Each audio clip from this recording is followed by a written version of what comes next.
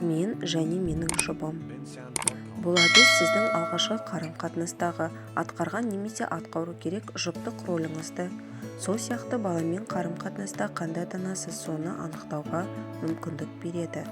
Бірақ бұл қатып қалған қағида емес. Өмір ағымына қарай екі көрсеткіш өзгеруі мүмкін. Өйткені адам тәжірибе жинайды.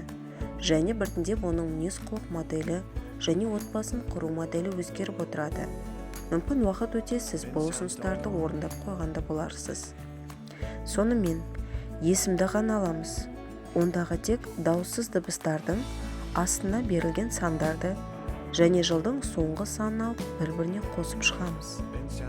Ондық сан шықса бірлікке айналдырамыз. Мысалы, Азамат есімінде С, М, Т дауыссыз дыбыстардың сандарын тауып шығамыз. Сонда 9, 5, 2 сандарын қосып 16, одан 7 сан шығарамыз.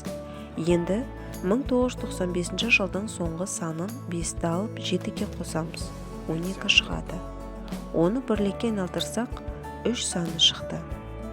Шыққан сан арқылы өзіңізде нені өзгерткен дұрыс, немесе қарым-қатынаста нені толықтырған дұрыс, соны анықтап береді. Достар, келесі видеомда әр санға тоқталып өтемін. Жіберіп алмас үшін маған тіркеліп кетуді ұмытпаңыздар.